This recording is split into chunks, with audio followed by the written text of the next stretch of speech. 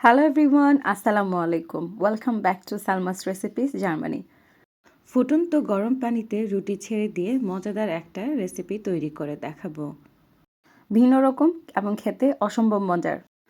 এই রেসিপির জন্য একটা বোলের মধ্যে প্রথমে আমি নিয়ে নিচ্ছি 3টা মিডিয়াম সাইজের ডিম। তো ডিমগুলো আমি ফেটে বোলের মধ্যে শুরুতে নিয়ে নিচ্ছি।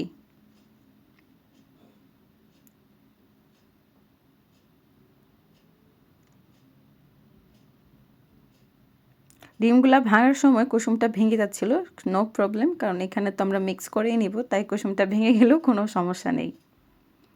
তারপরে এই ডিমের মধ্যে আমি দিয়ে দিচ্ছি 1 চা চামচ পরিমাণ লবণ। অবশ্যই আপনারা আপনাদের স্বাদ অনুযায়ী এখানে লবণ অ্যাড করে নেবেন। তারপর আমি দিয়ে দিচ্ছি 1 চা চামচ পরিমাণ চিনি।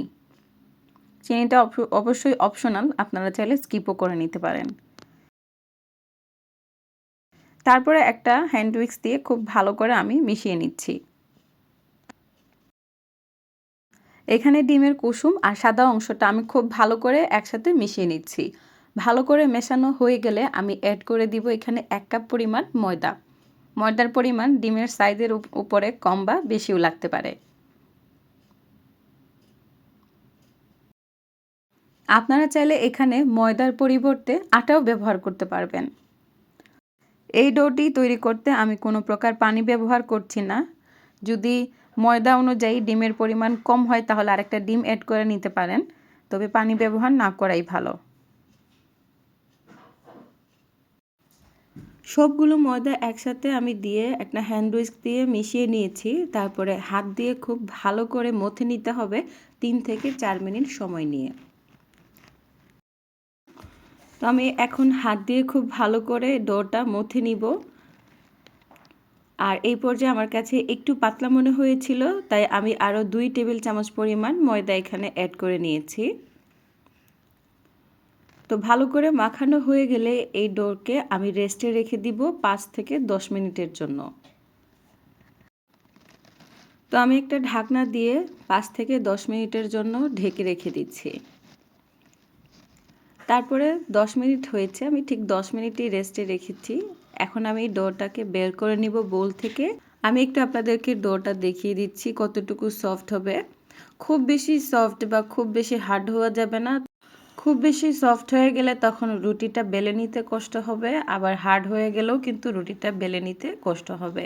তাই একটু মিডিয়াম নরম রেখেই ডোটা তৈরি করে নিতে হবে। এখন আমি যেই খাটের উপরে রুটিটা তৈরি করব সেখানে নিয়ে আরও 1 মিনিটের মতো ডোটা মথে নিয়েছি। তারপরে ছোটো ছোটো করে লেচি কেটে নিচ্ছি। আপনারা আপনাদের পছন্দ অনুযায়ী লেচি কেটে নেবেন। আমি এখানে টোটাল 8 থেকে 9টা রুটি তৈরি করব, সেই অনুযায়ী আমি ছোট ছোট করে লেচি কেটে নিয়েছি। এখন আমি রুটিগুলো বেলে নিব। আমি একটু গুঁড়ি ব্যবহার করছি রুটিটা বেলে নেওয়ার জন্য। আর এই রুটিটা যত পাতলা করে বেলে নিতে পারবেন ততই ভালো।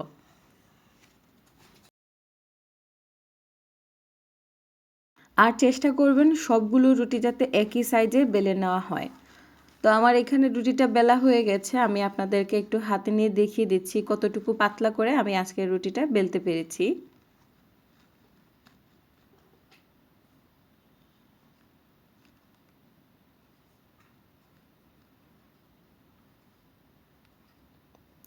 তো আমি এইভাবে করে সবগুলো রুটি বেলে নিয়েছি। যেহেতু আমি একসাথেই রেখেছি তাই এক্সট্রা কিছু গুঁড়ি দিয়ে একটা রুটির উপরে আরেকটা রুটি রেখেছি, তাই এখানে গুঁড়ির পরিমাণটা বেশি দেখা যাচ্ছে। এখন আমি রুটিগুলো ফুটন্ত গরম পানিতে সিদ্ধ করে নিব। তার জন্য একটা বড় সাইজের পাত্রের মধ্যে পানি আমি ফুটিয়ে নিয়েছি। পানিটা যখন ফুটতে শুরু করেছে তখন আমি একটা একটা করে রুটি ছেড়ে দিচ্ছি।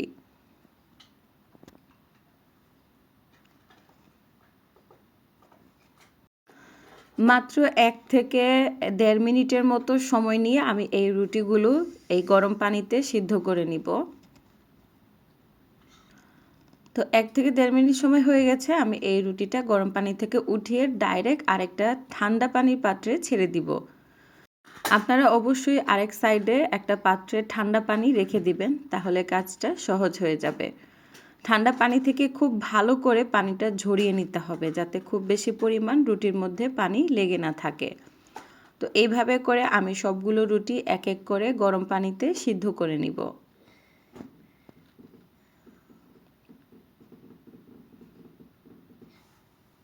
তো এখানে আরেকটা রুটি আপনাদেরকে সিদ্ধ করে দেখিয়ে দিচ্ছি।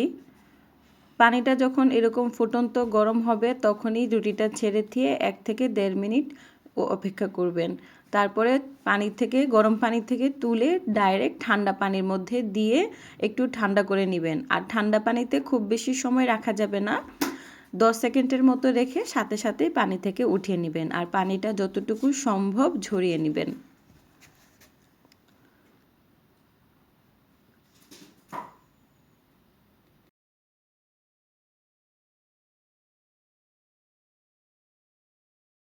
তো আমি এক এক করে সবগুলো রুটি এরকম ফুটন্ত গরম পানিতে সিদ্ধ করে নিচ্ছি।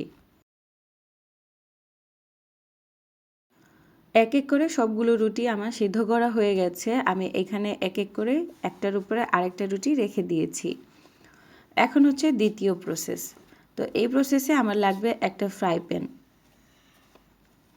তো এই ফ্রাই প্যানের শুরুতে আমি কিছু বাটার মেল্ট করে নিয়েছি, সেই মেল্টেড বাটার ব্রাশ করে লাগিয়ে দিচ্ছি। এখানে অবশ্যই বাটারটা ব্যবহার করতে হবে বা ঘি ব্যবহার করতে পারেন। তেলটা ব্যবহার করলে খুব বেশি স্বাদ যে হবে সেটা আসলে গ্যারান্টি দিতে পারছি না, তাই চেষ্টা করবেন বাটার বা ঘি ব্যবহার করতে।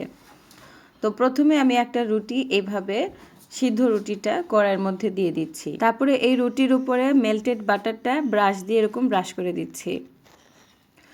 তো আমি এইভাবে করে টোটাল 3 থেকে 4টা রুটি রাখবো, আর প্রত্যেকটা রুটির গায়ে আমি বাটার ব্রাশ করে দিব। আপনারা চাইলে আপনাদের পছন্দ অনুযায়ী এখানে যে কোনো স্টাফিং ব্যবহার করতে পারেন। তো আমি শুধু 4টা রুটি এভাবে দিয়ে একের উপরে আরেকটি বাটার ব্রাশ করে দিয়েছি। তো 4 নাম্বার রুটি আমি এখানে দিয়েছি, তার উপরে আমি দিয়ে দিব হচ্ছে মোজারেলা চিজ। তো আমি এখানে গ্রেটেড মোজারেলা চিজ নিয়েছি, আর সেই মোজারেলা চিজ আমি একটা রুটির উপরে ছড়িয়ে দিচ্ছি 1 থেকে 1.5 চা চামচের মতো। তারপরে আমি আরেকটা রুটি দিচ্ছি, আর রুটির উপরে প্রথমে বাটারটা আমি অ্যাপ্লাই করে নিচ্ছি।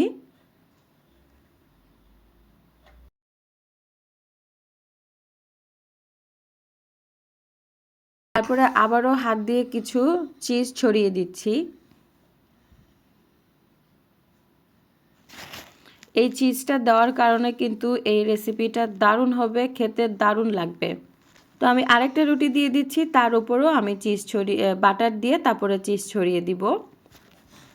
প্রথম 4টা রুটিতে আমি কিছুই দেইনি, তারপরে যে 4টা রুটি তার প্রত্যেকটা লেয়ারের মধ্যে আমি এরকম চিজ দিয়ে দিয়েছি। আপনারা আপনাদের পছন্দ অনুযায়ী যে কোনো ফ্লেভারের যে কোনো টেস্টের চিজ এখানে দিতে পারবেন। তো লাস্ট রুটিতেও আমি আবারও একটু বাটার অ্যাপ্লাই করে দিচ্ছি। তার উপরে যে অবশিষ্ট চিজগুলো রয়েছে সেগুলো আমি দিয়ে দিব। তারপরে আমি লাস্ট রুটিটা উপরে দিয়ে দিচ্ছি। তার উপরেও কিন্তু আবারও বাটারটা ব্রাশ করে নিতে হবে। তো এই পর্যায়ে আপনারা চাইলে একটু বেশি পরিমাণও কিন্তু বাটারটা অ্যাপ্লাই করতে পারেন। এখন আমি ঢাকনা দিয়ে মিডিয়াম টু লো আছে 20 থেকে 22 মিনিটের জন্য এক সাইডটা কুক করে নিব। 20 থেকে 22 মিনিট পরে আমি আপনাদেরকে দেখিয়ে দিচ্ছি অন্য এক পাশটা কত সুন্দর হয়ে গেছে। এখন আমি এটাকে উল্টিয়ে দিব, মানে ফ্লিপ করব, তাই একটা প্লেটের মধ্যে আমি আগে থেকে বাটারটা অ্যাপ্লাই করে নিয়েছি। এই কড়াই থেকে আমি জাস্ট উল্টে এক সাইডটা আমি এইভাবে প্লেটের মধ্যে নিয়ে নিব। আর আমি আপনাদেরকে একটু ম্যাজিক দেখাচ্ছি কত সুন্দর হয়েছে, এক সাইডটা কত ক্রিস্পি আর কত সুন্দর কালার এসেছে।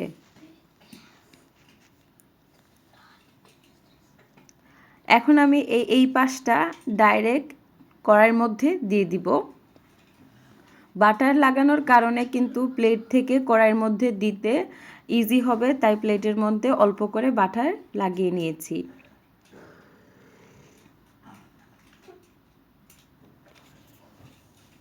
আর লাস্ট রুটির উপরে বাটার লাগানোর কারণ হচ্ছে যাতে অন্য পাশটাও উল্টে দেওয়ার পরে কড়াইয়ের মধ্যে লেগে না যায়, তাই একটু বেশি পরিমাণে বাটার লাগিয়ে নিলে ভালো হয়।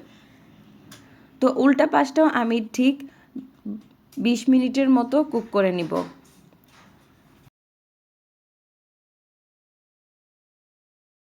20 মিনিট হয়ে গেছে, এখন আমি আপনাদেরকে নামিয়ে দেখাচ্ছি কত সুন্দর একটা চিজ পরোটা তৈরি হয়ে গেছে। এখন ঠান্ডা করে নিব। ঠান্ডা করে নিয়ে কেটে আপনাদেরকে দেখিয়ে দিচ্ছি ভিতরটা কত সুন্দরভাবে কুক হয়েছে। আপনারাও কিন্তু সকালে বা বিকালে নাস্তাতে দারুণভাবে এই রেসিপিটা তৈরি করে নিতে পারেন। অনেক লেয়ার বিশিষ্ট এই চিজ পরোটা ক্রিস্পি হয়েছে, খেতেও কিন্তু দারুণ হয়েছে। এখানে আমি আপনাদেরকে ভিতরের লেয়ারগুলো দেখাচ্ছি, এক একটা লেয়ার কত সুন্দরভাবে হয়েছে। যেহেতু রুটিগুলো আমরা আগে থেকে সিদ্ধ করে নিয়েছি, তাই কাঁচা থাকার কোনো সম্ভাবনাই নেই। খেতে কিন্তু দারুণ লেগেছে। আপনারা আমাদেরকে কমেন্ট করে জানাবেন আপনাদের কাছে কেমন লেগেছে। একটু ক্লোজ করে আপনাদেরকে দেখাচ্ছি প্রত্যেকটা লেয়ার কত সুন্দর লাগছে, এবং লেয়ারগুলো এক একটা সুন্দরভাবেই কিন্তু বোঝা যাচ্ছে। তো ভিন্ন রকম এই রেসিপি আশা করছি আপনাদের কাছে ভালোই লাগবে। ভালো লাগলে আমার চ্যানেলটি সাবস্ক্রাইব করবেন, লাইক করবেন, কমেন্ট করবেন আর শেয়ার করবেন। আজকে এই পর্যন্তই। সবাই ভালো থাকবেন, সুস্থ থাকবেন। আল্লাহ হাফেজ। আসসালামু আলাইকুম।